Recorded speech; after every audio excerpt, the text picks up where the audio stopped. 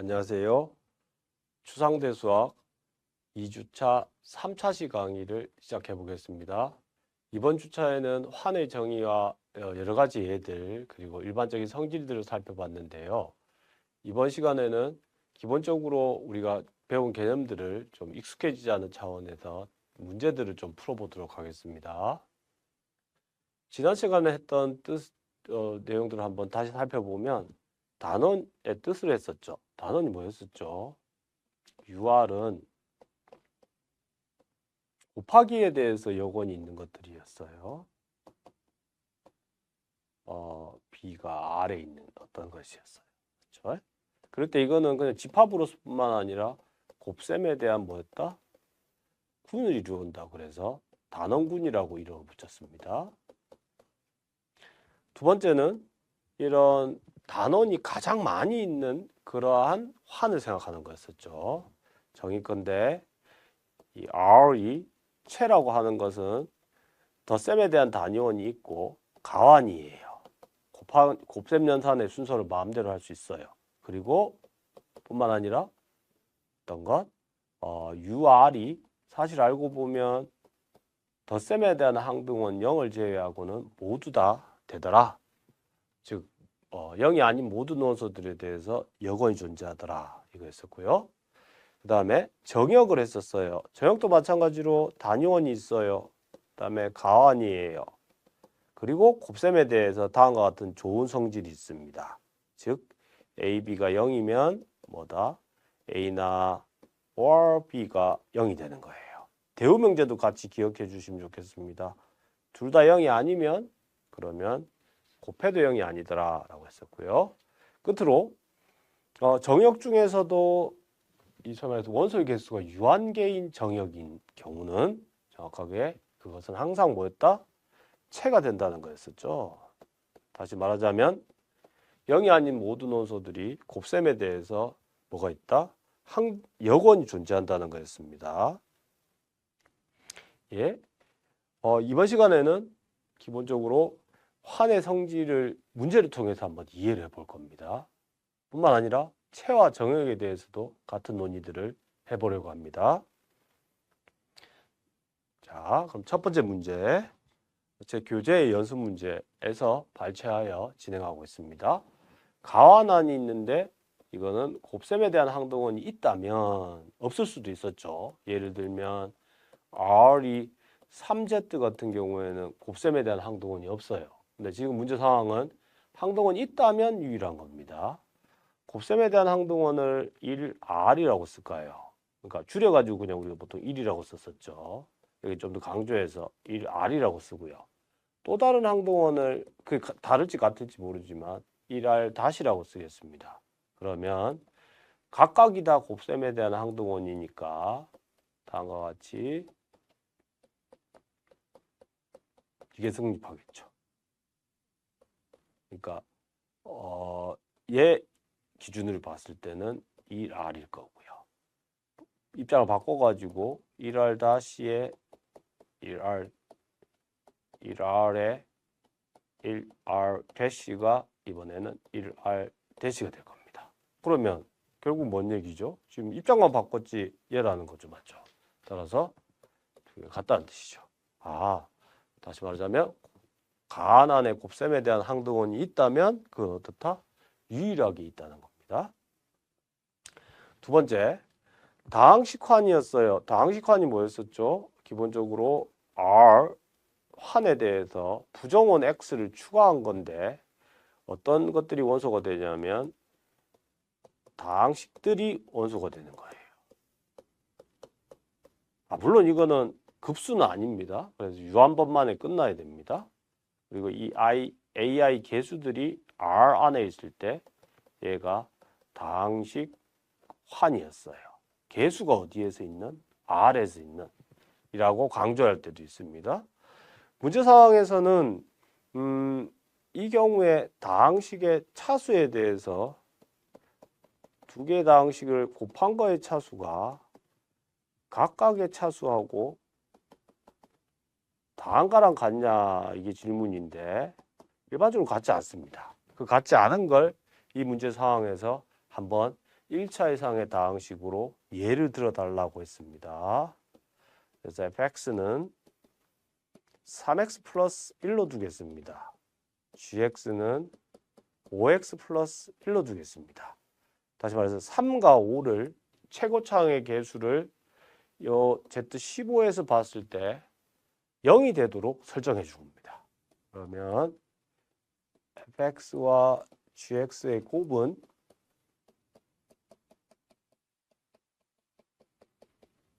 이것들의 곱셈의 정의는 코시곱으로 정의했었죠.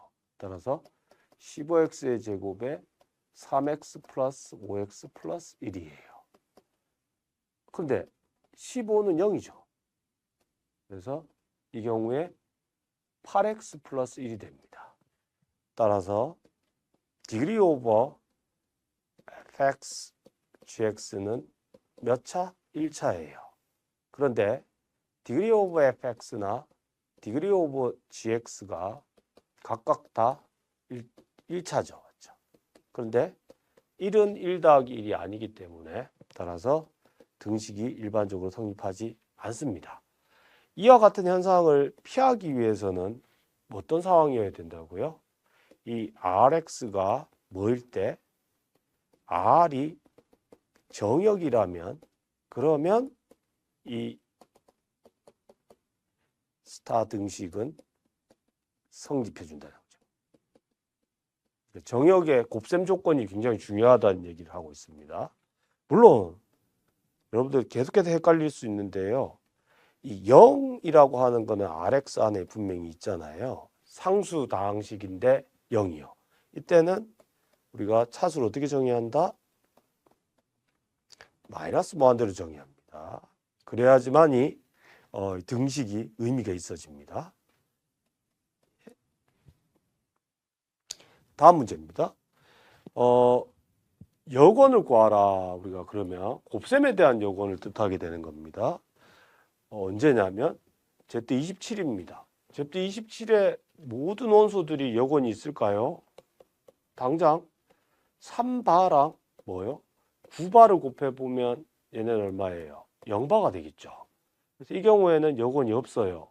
만약 여건이 두 개 중에 하나라도 있다면, 예를 들어 3바의 인버스가 있다면 이렇게 3바 곱하기 9바는 3바의 인버스 곱하기 0바가 되고 이건 0바잖아요. 맞죠? 일반적인 성질이죠. 환에. 그렇다면은 9바가 0바가 돼야 되니까 모순이잖아요. 맞죠? 그러므로 Z27 안에는 여건이 있는 것도 있고 없는 것도 있어요. 그럴 때 여건이 있는 예인 4를 지금 4의 여건을 한번 찾아달래요. 같은 얘기로 하자면 4 곱하기 b가 곱셈에 대한 항등원 1이 되는 거죠. 물론 지금 상황은 가완이기 때문에 b 곱하기 4도 1이에요. 맞죠? 바를 모두 붙여서 생각하면 됩니다. 이렇게 되도록 하는 b를 찾아봐라 이건데, 이거는 우리가 금세 아는 게 4 곱하기 7바는 28바가 되겠죠. 근데 이거는 27로 나눈 나머지는 1바예요. 따라서 4바의 인버스는 7이라고 금방 알아낼 수 있습니다. 하지만 11바의 인버스는요, 약간의 논의가 필요하겠죠. 1바가 되는 거예요. 같은 얘기로 하자면 11b 빼기 1이 27의 배수예요. 같은 얘기로 하자면 27K는 11B 마이너스 1이에요. 같은 얘기로 하자면 27K 마이너스 11B는 1이에요. 자, 다음과 같이 생긴 정수 방정식의 해를 찾아달라 이 얘기가 되겠습니다. 이거에 대한 해를 찾는 거는 사실상 유클리드 호재법이었죠. 그러니까 11하고 27과 11이 서로 소기 때문에 K하고 B는 존재합니다. 존재하는 데 이때 이 K하고 B를 찾는 요령이 뭐였었냐면 어떻게 생각한다고 했었죠? 연분수를 생각해 주시면 된다는 거죠. 즉 이렇게요. 22 더하기 11에 여기가 22, 5. 여기가 역수를 택하고요. 2 더하기 5분의 1이 되죠. 여기에서 뭐였죠? 맨 마지막 건 제외하고 여기 요 부분을 생각하는 거였죠. 그러면 2 더하기 2분의 1은 얼마였죠? 2분의 5죠. 맞죠? 그러므로 이것하고 27, 11 이렇게 곱하면 되겠죠. 맞죠? 맞습니까? 예. 그러므로 따라서 계산을 해보면 정확하게 얼마가 나오냐면 여기요. 27 곱하기 2 빼기 11 곱하기 5를 하게 되면 여기가 마이너스, 여기가 마이너스 이렇게 되면 되겠죠. 그러면 이게 1이 되죠. 왜냐하면 여기가 55고요. 여기가 54잖아요. 마이너스. 따라서 이거예요. 따라서 뭐라고 결론 내릴 수 있냐면 B를 찾는 게 지금 우리가 해야 될 일이었죠. 따라서 B는 뭐다? 마이너스 2가 되겠습니다.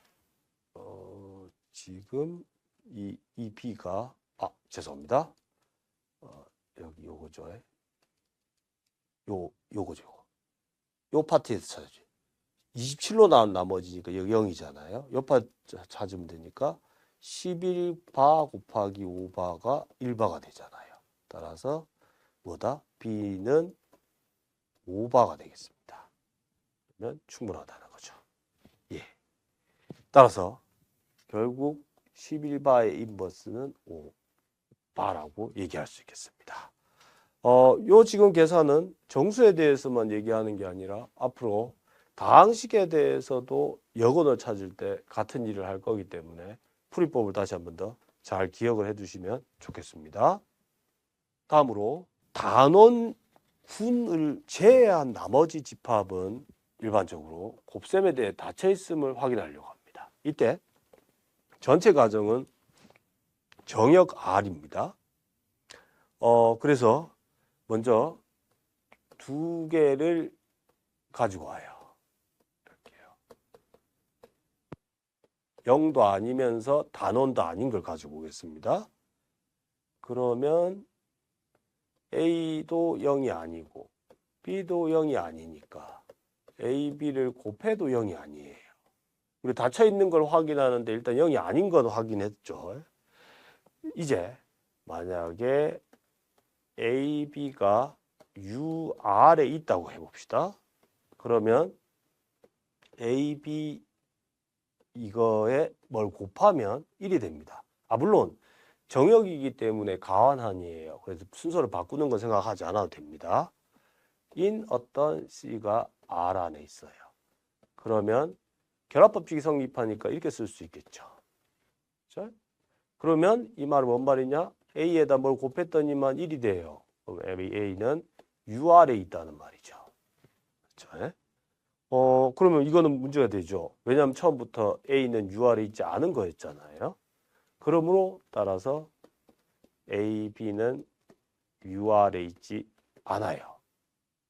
뿐만 아니라 결론이 났습니다. 이거는 곱셈에 대한 군을 이루고 있지 못한다는 것을 한번 확인합니다. 이건 어렵지 않는 게 이미 1은 UR 안에 있으니까 근데 1은 여긴 있지 않아요. 맞죠? 그렇죠? 따라서 뭐라고요? 그러므로 뭐야? 이 집합은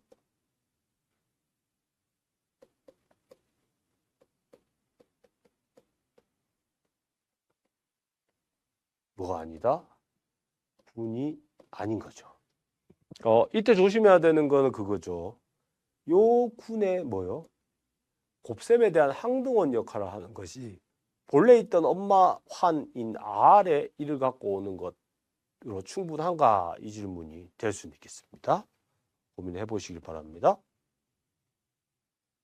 다음 이번에는 이 앞으로도 나오게 될 얘기고 1학기 우리가 군론에서 배웠던 얘기로는 소위 말해서 성분끼리 곱셈들 연산하는 걸 직접이라고 했었는데 환에서도 마찬가지로 두 개의 환이 있으면 성분별로 덧셈하는 거, 곱셈하는 걸로 정의된 이항연산이 잘 돼 있겠죠. 그랬을 때 이 곱집합은 이제 처음부터 가환이면 가환이랍니다. 실제로 코멘트를 하자면 이런 거죠. 0,0은 R 곱하기 R2고 이건 곧 덧셈에 대한 항등원이 될 거고요. A, B가 있으면 성분별로 하는 거니까 마이너스 A, 마이너스 B도 여기에 있을 거고 이게 이것에 대한 덧셈에 대한 여건이 되겠죠. 곱셈에 대해서도 마찬가지입니다. 맞죠? 근데 곱셈에 대해서 이제 순서성을 확인하는 거는 마찬가지로 성분끼리 하면 되는 거니까요.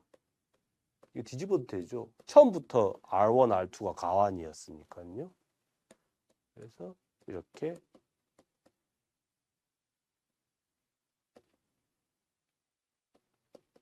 되겠습니다. 그래서 야하고 야를 곱한 게 이건데 뒤집어서도 같은 거죠. 따라서 여전히 가환이 되겠습니다. 두 번째 거는요. 이거는 지금 제가 한 줄 한 줄 쓰는 것보다 지금 요게 어디에서 나온 건지 그 상황만 파악하시게 되면 금방 소위 말해서 가환한인 걸 바로 확인할 수 있습니다. 사실은 곱집합에 대해서 덧셈은 성분별 덧셈으로 하는데 곱셈을 이렇게 해주는 거죠. 이건 어디서 온 거냐면 이렇게 대응시키는 겁니다. A, B를 사실은 A 플러스 BI, 저번에도 I가 뭐냐면 허수 단위거든요. 그렇게 생각하면은 C, D는 C 플러스 DI잖아요. 그래서 얘네들을 곱하는 연산은 복소수에서의 곱셈처럼 이해하고 있는 겁니다. 이게 실제로 복소수라고 생각하고 연산을 해보면 허수 단위 때문에 마이너스 BD가 될 거고요. 더하기 여기가 AD 플러스 BCI가 되겠죠. 맞습니다. 예. 그래서 이게 여기에 나와 있는 게 바로 이 뜻입니다. 그러면 복소수에서도 교환법칙이 성립했으니까 얘네 둘의 순서를 바꿔가지고 곱해도 어떻겠어요? 교환법칙이 성립하겠죠. 다시 말하자면 곱셈에 대해서 가환한이라고 말할 수 있겠습니다. 예. 계속해서 성분별 덧셈 곱셈으로 정의된 곱집합의 환을 생각합시다. 그랬을 때 이거는 단위원이 없답니다. 확인 어떻게 하는 거냐면 이렇게 해주면 되겠습니다. R에서 일반적으로 다음과 같은 원수를 가지고 옵니다. 그랬을 때 N3M 곱하기 XY가 N3M이 되도록 하는 걸 찾으라 이 얘기죠. 첫 번째 거는 지금 X를 이렇게 두면 충분한데요. 두 번째 걸 성분별로 연산해 보면 이거잖아요. 일반적인 M에 대해서 정수에서의 소약 법칙을 생각하면 Y는 1일 거예요. 근데 but 1은 3제띠에 들어가지 않아요. 그러므로 따라서 단위원이 될 수 있는 후보인 1,1이 여기에 들어가 있지 않아요. 그러므로 뭐예요? 단위원이 존재하지 않는다고 얘기할 수 있겠습니다. 다음 이번 문제는 사실은 응용수학하고도 관련이 있는 예제고 매우 잘 알려져 있는 예제인데요. 어떤 거냐면 환환의 임의의 원소에 대해서 제곱 연산을 했더니만 x가 된대요. 그럴 때 1번 이 환은 사실 알고 봤더니 가환이더라. 2번 이런 예를 만족하는 환을 예를 한번 들어봐라. 3번 덧셈에 대한 여건은 자기 자신이더라. 1번부터 한번 해보겠습니다. 이렇게 합니다. 임의의 xy를 가지고 와가지고요. 우리가 해야 될 일이 xy는 yx인 걸 보여야 되잖아요. 그랬을 때 두 개를 더합니다. 그러면 제곱한 거랑 같습니다. 그러면 분배 법칙을 쓸 수 있기 때문에 이렇게 해주면 되겠죠. 따라서 x제곱 플러스 xy yx y제곱입니다. 문제 조건으로부터 x 플러스 xy 더하기 yx 더하기 y입니다. 그러므로 이항하면 둘을 덧셈 군이니까요. xy 더하기 yx는 0이라고 할 수 있습니다. 그렇죠? 근데 but 이걸 다시 알고 있습니다. 뭘 알고 있냐면 마이너스 x의 제곱의 연산을 두 가지 방법으로 할 수 있습니다. 환의 일반적인 성질에 의해서 이것은 x제곱이라고 얘기할 수 있습니다. 그렇죠? 부호를 띈 거를 그냥 곱했다고 말할 수도 있죠. 그것뿐만 아니라 사실은 이렇게 이해할 수 있고요. 그게 아니면 본래 가정에 의해서 지금 요거는 이거라고도 이해할 수 있습니다. 이거는 제곱하면 자기 자신인 겁니다. 그렇죠? 이렇게 되는 거죠. 예. 근데 이건 다시 가정에 의해서 x가 되겠습니다. 그래서 얘네 두 개 같습니다. 다시 말해서 3번은 그냥 붕괴된 거네요. 맞죠? 환의 일반적인 성질에 의해서 되는 상황. 곱하면 x제곱이라고 기호를 썼고 이거 가정의 강. 혹은 이거요. 지금 이 환의 성질이니까 마이너스 x를 제곱한 건 이거예요. 두 개 같기 때문에 이게 된다는 거죠. 됐습니다. 그래서 우리 뭔 결론 내리죠? 따라서 이거 갖다 붙이면 xy는 마이너스 yx인데 알고 봤더니만 부호를 없애도 되는 거니까 yx예요. 그러므로 뭐다? 가완이라고 얘기할 수 있겠습니다. 두 번째 문제는요.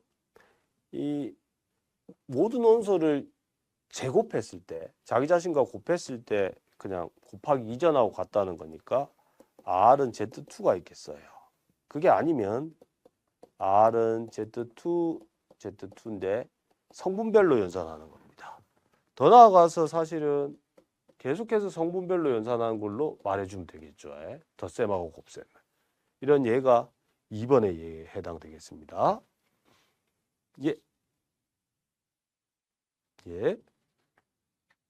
다음 1차 시 때 말씀드렸듯이 연속함수들의 집합도 함수의 덧셈과 곱셈에 대해서 여전히 연속함수가 되기 때문에 환을 이루고 있습니다. 근데 but 두 개의 연속함수가 0이 아니지만 곱해서는 0이 되는 예가 있습니다. 말해서 px를 x 더하기 절대치 x, qx를 x 빼기 절대치 x입니다. 그러면 이게 어떻게 그려지냐면 이렇게 그려지는 거죠. x가 음수면 여기가 0이에요. 그리고 여기 양수면 2x로 그려지죠. 얘는 x가 양수면 0이에요.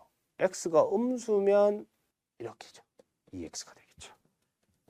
이렇게 됐으면 두 개의 함수를 곱하면 0보다 작을 때 곱하면 뭐예요? 이게 0이라서 곱한 게 0이고요. 0보다 클 때 곱하면 이 파트가 0이어서 0이 되겠죠. 맞죠? 따라서 실제로 연산을 해봐도 px 곱하기 qx는 뭐가 된다? 3공식에 의해서 이거예요. 근데 절대치의 제곱이든 그냥 제곱이든 같죠. 따라서 0이에요. 그래서 연속함수일 때는 둘 다 0이 아니지만 곱해서는 0이 되는 예가 있어요. 이 말 뭔 말이냐면 정역이 아니란 소리죠. 정역의 뜻이 뭐였죠? 0이 아닌 두 원수로 곱해서 여전히 0이 아니어야 되잖아요. 맞죠?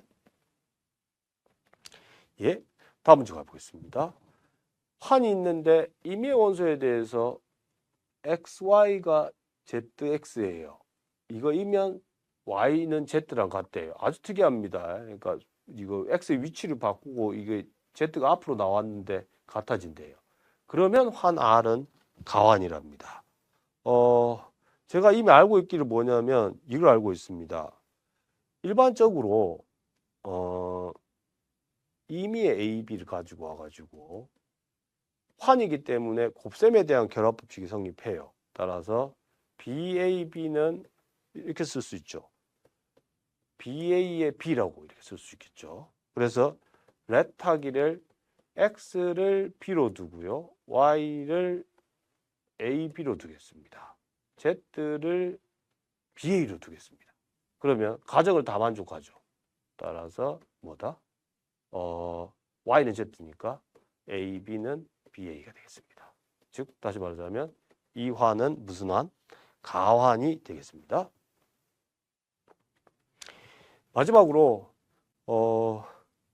단위원이 있는 가환환입니다. 여러분들 앞으로 논의에서 계속해서 단위원이 없는 경우도 살펴보겠지만 기본적으로 단위원 가환인 거는 우리가 계속해서 가정을 많이 하고 갑니다. 다시 말하자면 행렬환이 아닌 경우에는 대체로 대부분 다 가환인 것들로 생각합니다.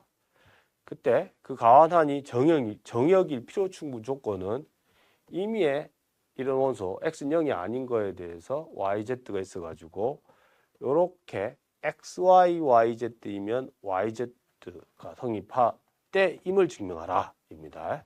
쉽게 말하자면 x가 0이 아니면 뭐 할 수 있다? 소약 법칙이 성립된다. 마치 군에서와 같이 라는 얘기죠. 이쪽 방향부터 해보겠습니다. R이 정역이라고 해봅시다. 그러면 XY는 XZ예요. 이항해서 분배 법칙을 쓰면 그런데 X는 0이 아니니까 정역이므로 따라서 Y 빼기 Z는 0일 수밖에 없어요. 다시 말하자면 Y는 Z예요. 원하는 게 증명이 됐습니다. 반대로 이제 정역인 걸 보여보겠습니다. 만약에 2개 곱한 게 0이었어요. 그러면 이 얘기입니다. XY는 0인데 이 0은 X 곱하기 0이라고 이렇게 쓸 수 있죠. 이게 일반적으로 성립하는 성질이었었죠. 다시 한 번 더. 이거 아니었나요? 곱하기 0은 X의 0 더하기 0이고 X0 분배 법칙이니까 덧셈 군에 대해 군을 이루고 있으니까 지워지니까 0이 되잖아요. 맞죠? 그래서 이 상황에서 지금 내가 알고 있기를 가정이 뭐였냐면 왼쪽에 x가 붙어 있고 yz가 있다는 거니까 이 경우 보시면 왼쪽에 x가 있고요. 여기 y가 붙어 있고 0이 붙어 있죠. y는 0이라는 거죠. 아하, 그렇구나.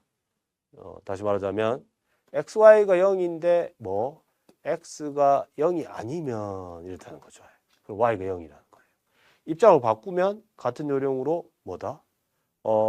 y가 0이 아니더라도 같은 얘기를 똑같이 해줄 수 있겠죠. 왜냐하면 이거는 가환환이기 때문에 xy 역할을 바꿔 생각해도 되잖아요. 그래서 같은 요령으로 설명을 할 수 있겠습니다. 이번 차시에서는 환의 정의와 성질에 대한 문제들을 좀 풀어봤었고요.